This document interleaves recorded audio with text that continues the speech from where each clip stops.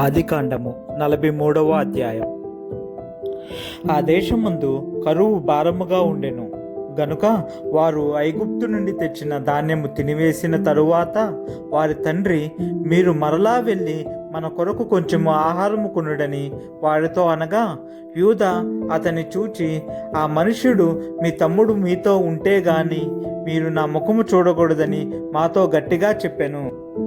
కాబట్టి నీవు మా తమ్ముణ్ణి మాతో కూడా పంపిన ఎడల మేము వెళ్ళి నీ కొరకు ఆహారము కొందుము. నీవు వానిని పంపనొల్లని ఎడల మేము వెళ్ళము.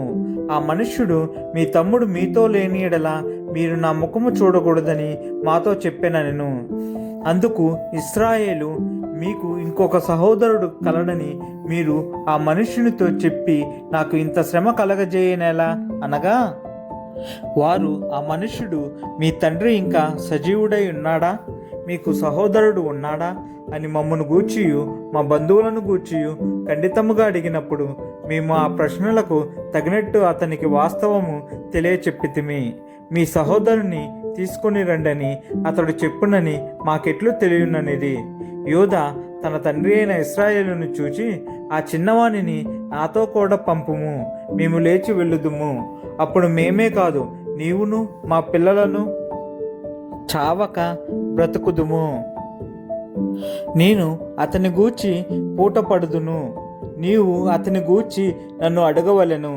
నేను అతన్ని తిరిగి నీ యొద్దకు తీసుకొని వచ్చి నీ ఎదుట నిలువబెట్టని ఎడల ఆ నింద నా మీద ఎల్లప్పుడూ ఉండును. మాకు తడవు కాక పోయిన ఎడల ఈ పాటికి రెండవ మారు తిరిగి వచ్చి ఉందు అని చెప్పగా, వారి తండ్రి అయిన ఇశ్రాయేలు వారితో, అట్లయినా మీరిలాగు చేయుడి. ఈ దేశమందు ప్రసిద్ధములైనవి అనగా కొంచెము మస్తకి, కొంచెము తేనె, సుగంధ ద్రవ్యములు, బోలము, పిస్తాచకాయలు, బాదము కాయలు మీ గోనెలలో వేసుకొని ఆ మనుష్యునికి కానుకగా తీసుకొని పోవుడి. రెట్టింపు రూకలు మీరు తీసుకొనుడి. మీ గోనెల మూతిలో ఉంచబడి తిరిగి వచ్చిన రూకలు కూడా చేత పట్టుకొని పోయి మరలా ఇచ్చివేయుడి. ఒకవేళ అది పొరబాటయ్యుండును. మీ తమ్ముని తీసుకొని లేచి ఆ మనుష్యుని యొద్దకు తిరిగి వెళ్ళుడి. ఆ మనుష్యుడు మీ ఇతర సహోదరుని బెన్యామీనును మీకు అప్పగించినట్లు సర్వశక్తుడైన దేవుడు ఆ మనుష్యుని ఎదుట మిమ్మును కరుణించునుగాక. నేను పుత్రహీనుడనై ఉండవలసిన ఎడల పుత్రహీనుడునగుదునని వారితో చెప్పెను. ఆ మనుష్యులు ఆ కానుకను తీసుకొని చేతులలో రెట్టింపు రూకలను తమ వెంట బెన్యామీనును తీసుకొని లేచి ఐగుప్తునకు వెళ్ళి యోసేపు ఎదుట నిలిచిరి.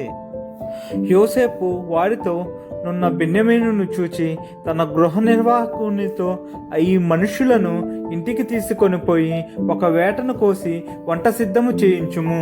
మధ్యాహ్నమందు ఈ మనుషులు నాతో భోజనము చేయుదురని చెప్పెను.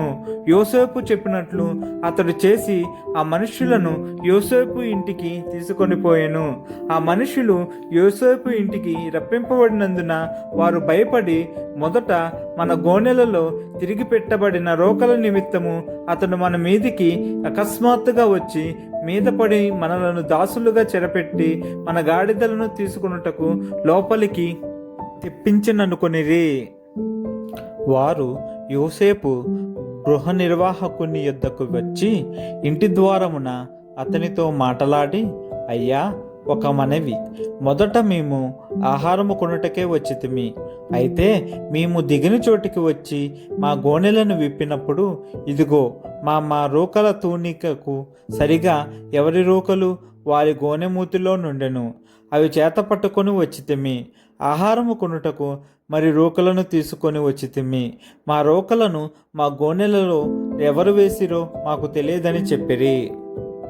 అందుకతడు, మీకు క్షేమమగును గాక, భయపడకుడి. మీ పితరుల దేవుడైన మీ దేవుడు మీకు మీ గోనెలలో ధనమిచ్చెను. మీ రూకలు నాకు ముట్టినవని చెప్పి షిమ్యోనును వారి యొద్దకు తీసుకొని వచ్చెను. ఆ మనుష్యుడు వారిని యోసేపు ఇంటికి తీసుకొని వచ్చి వారికి నీళ్ళియ్యగా వారు కాళ్ళు కడుగుకొనిరి. మరియు అతడు వారి గాడిదలకు మేత వేయించెను. అక్కడ తాము భోజనము చేయవలెనని వినిరి గనుక మధ్యాహ్నమందు యోసేపు వచ్చు వేళకు తమ కానుకను సిద్ధము చేసిరి. యోసేపు ఇంటికి వచ్చినప్పుడు వారు తమ చేతులలో ఉన్న కానుకను ఇంటిలోనికి తెచ్చి అతనికిచ్చి అతనికి నేలను సాగిలపడిరి. అప్పుడు, మీరు చెప్పిన ముసలివాడైన మీ తండ్రి క్షేమముగా ఉన్నాడా, అతడు ఇంకా బ్రతికి ఉన్నాడా అని వారి క్షేమ సమాచారం అడిగినందుకు వారు, నీ దాసుడైన మా తండ్రి ఇంకా బ్రతికి ఉన్నాడు, క్షేమముగానున్నాడని చెప్పి వంగి సాగిలపడిరి. అప్పుడతడు కన్నులెత్తి తన తల్లి, కుమారుడును తన తమ్ముడైన బెన్యామీనును చూచి, మీరు నాతో చెప్పిన మీ తమ్ముడు ఇతడేనా అని అడిగి, నా కుమారుడా, దేవుడు నిన్ను కరుణించునుగాక అనెను. అప్పుడు తమ్ముని మీద యోసేపునకు ప్రేమ పొర్లుకొని వచ్చెను గనుక అతడు త్వరపడి ఏడ్చుటకు చోటు వెతికి లోపలి గదిలోనికి వెళ్ళి అక్కడ ఏడ్చెను. అప్పుడు అతడు ముఖము కడుగుకొని వెలుపలకు వచ్చి తన్ను తాను అణచుకొని భోజనము వడ్డించుడని చెప్పెను. అతనికిని వారికిని అతనితో భోజనము చేయుచున్న ఐగుప్తీయులకును వేరువేరుగా వడ్డించిరి. ఐగుప్తీయులు హెబ్రీయులతో కలిసి భోజనము చేయరు, అది ఐగుప్తీయులకు హేయము. జ్యేష్ఠుడు మొదలుకొని కనిష్ఠుని వరకు వారు అతని ఎదుట తమ తమ ఈడు చొప్పున కూర్చుండిరి కనుక ఆ మనుషులు ఒకని వైపు ఒకడు చూచి ఆశ్చర్యపడిరి. మరియు అతడు తన ఎదుట నుండి వారికి వంతులెత్తి పంపెను. బెన్యామీను వంతు వారందరి వంతుల కంటే 5 అంతలు గొప్పది.